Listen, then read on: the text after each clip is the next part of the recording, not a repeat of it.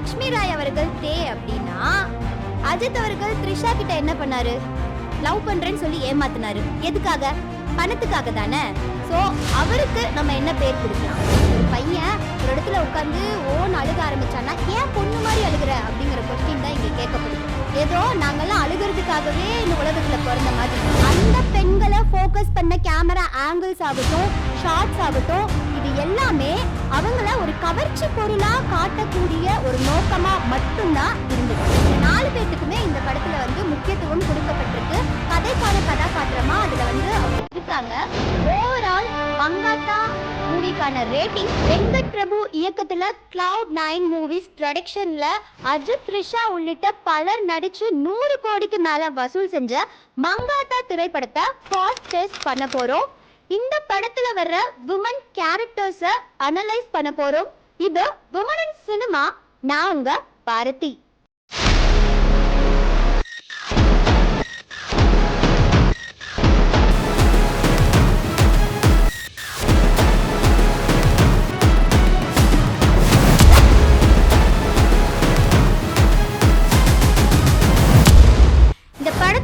வர்ற பெண்களை கொடுமைப்படுத்துற மாதிரி, இழிவுபடுத்துற மாதிரியான காட்சிகள் ஏதாவது அமைக்கப்பட்டிருக்கா அப்படின்னு பாத்தீங்கன்னா, லக்ஷ்மி ராயோடைய கேரக்டரை எடுத்துக்கலாம். அவங்க நல்ல கிளவரான ஒரு போல்டான ஒரு பெண்ணா காட்டப்பட்டிருப்பாங்க.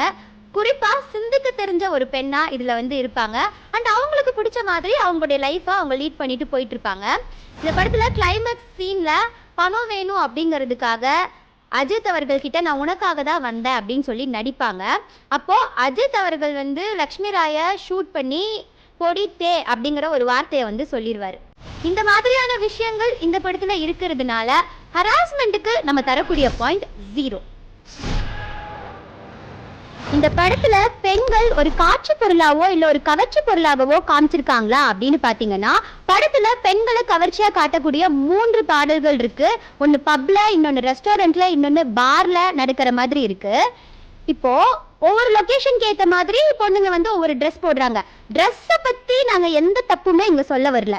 இப்போ ஒரு படத்துல ஒரு ஷார்ட்டோ இல்ல ஒரு ஆங்கிளோ எடுக்கிறாங்க அப்படின்னு வைங்களேன், அதுக்கான நோக்கம் அப்படிங்கிறது கண்டிப்பா இருக்கும். அப்படி இந்த படத்துல அந்த பெண்களை ஃபோக்கஸ் பண்ண கேமரா ஆங்கிள்ஸ் ஆகட்டும், ஷார்ட்ஸ் ஆகட்டும், இது எல்லாமே அவங்கள ஒரு கவர்ச்சி பொருளா காட்டக்கூடிய ஒரு நோக்கமா மட்டும்தான் இருந்தது. அடுத்ததா லக்ஷ்மி ராய இந்த படத்துல ஸ்டார்டிங்ல இருந்தே ஒரு மெட்டீரியலாவே ஒரு ஆப்ஜெக்டாவே காட்டியிருக்காங்களோ. ஏன்னா பிரேம்ஜி பாத்தீங்கன்னா டக்குன்னு ஒரு சில டைலாக்ல சொல்வார், ஐயோ நான் எதையும் பார்க்கல அப்படின்னு சொல்லிட்டு. ஸோ இந்த மாதிரியான விஷயங்கள் இந்த படத்துல இருக்கிறதுனால அப்ஜெக்டிஃபிகேஷனுக்கு நம்ம தரக்கூடிய பாயிண்ட் 0. அழகுனா வெள்ளைதான் அப்படின்னு சொல்ற மாதிரி இந்த நிலத்தோடைய நிறம் இல்லாம வெள்ளையா இருக்கிற ஹீரோயின்ஸை போட்டா மட்டும்தான் படம் ஓடும் அப்படிங்கிற முட்டாள்தனமான முடிவுகளை இந்த படத்துல எடுத்திருக்காங்களா அப்படின்னு பாத்தீங்கன்னா, இந்த படத்துல வர்ற கதாநாயகிகளுடைய நிறம் வெள்ளை. ஸோ வெள்ளையா இருக்கிற ஹீரோயின்ஸை இந்த படத்துல போட்டிருக்கிறதுனால ரேசிசம்க்கு நம்ம தரக்கூடிய பாயிண்ட் 0. ஆண்டாண்டு காலமா பெண்களை அடிமைப்படுத்துற மாதிரி ஒரு பொண்ணுன்னா அப்படிதான் இருக்கணும், ஒரு பொண்ணுனா இப்படிதான் இருக்கணும் அப்படிங்கிற சொல்லப்படாத விதிகளை இந்த படம் ப்ரமோட் பண்ணுதா அப்படின்னு பாத்தீங்கன்னா, பெண்களை இந்த படத்துல எமோஷனலா பயங்கர வீக்கா காமிச்சிருக்காங்க. நம்ம சொசைட்டில கூட சொல்லுவாங்க, ஒரு பையன் ஒரு இடத்துல உட்காந்து ஓன் அழுக ஆரம்பிச்சானா ஏன் பொண்ணு மாதிரி அழுகுற அப்படிங்கிற கொஸ்டின் தான் இங்க கேட்கப்படுது. ஏதோ நாங்கெல்லாம் அழுகிறதுக்காகவே இந்த உலகத்துல பிறந்த மாதிரி. இதை பிரதிபலிக்கிற மாதிரி ஆண்ட்ரியா கேரக்டர், அஞ்சலி கேரக்டர், த்ரிஷா கேரக்டர் எல்லாருமே அவங்களுக்கு ஏதாவது ஒரு பிரச்சனை வந்துச்சு அப்படின்னா உட்காந்து ஓன அழுக ஆரம்பிச்சிடுறாங்க. இத நிஜ வாழ்க்கையில பார்க்கக்கூடிய ஒரு பெண்ணோடைய மனநிலையில இந்த காட்சி எப்படி போய் பதிவாயிருக்கும் அப்படின்னு பாத்தீங்கன்னா, ஒரு பிரச்சனை வந்துருச்சு அப்படின்னா அழுகணும். ஸோ அவளுக்கு ஒரு பிரச்சனை வருது அப்படின்னா அவன் என்ன பண்ணுவா, ஆட்டோமேட்டிக்கா அழுக ஆரம்பிச்சிருவா. இதுக்கு பதிலா ஒரு பொண்ணுக்கு ஏதாவது பிரச்சனை வருது, அதை அவ போல்டா ஃபேஸ் பண்றா அப்படிங்கிற மாதிரி ஒரு சீனை வச்சாங்க அப்படின்னா நிஜ வாழ்க்கையிலையும் மாற்றம் வரும் அப்படின்னு நம்புறேன். அந்த மாற்றம் இந்த படத்துல இல்லாதனால ஸ்டீரியோ டைப்ஸுக்கு நம்ம தரக்கூடிய பாயிண்ட் 0. இந்த படத்துல வர்ற பெண்களுடைய கதாபாத்திரம் கதைக்கு ஏத்த கதாபாத்திரமா இருக்காங்களா இல்ல ஹீரோக்கு ஒரு ஜோடியா மட்டுமே காட்டப்பட்டிருக்காங்களா அப்படின்னு பாத்தீங்கன்னா, படத்தோடைய மொத்த டியூரேஷன் 149 நிமிஷம்.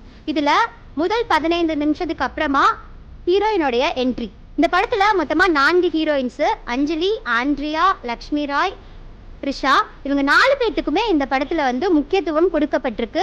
கதைக்கான கதாபாத்திரமா அதுல வந்து அவங்க இருக்காங்க. ஒரு சின்ன சின்ன ட்விஸ்ட்ல அப்புறம் கதையை நகர்த்திட்டு போற ஒரு பெண் கதாபாத்திரமா இதுல வந்து பெண் கதாபாத்திரங்கள் இருக்கிறதுனால ஸ்பேஸுக்கு நம்ம தரக்கூடிய பாயிண்ட் 1. ஓவரால் மங்காத்தா மூவிக்கான ரேட்டிங் 5க்கு 1 பாயிண்ட்.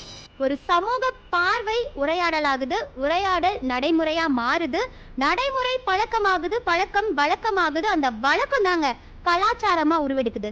ஸோ சினிமால நடக்கக்கூடிய இந்த மாற்றம் நிஜ வாழ்க்கையிலையும் மாற்றத்தை ஏற்படுத்தும். அந்த மாற்றத்துக்கு நீங்க எல்லாரும் சப்போர்ட் பண்ணுவீங்க அப்படிங்கிற நம்பிக்கையில உங்களிடமிருந்து விடைபெறும் நான் பாரதி.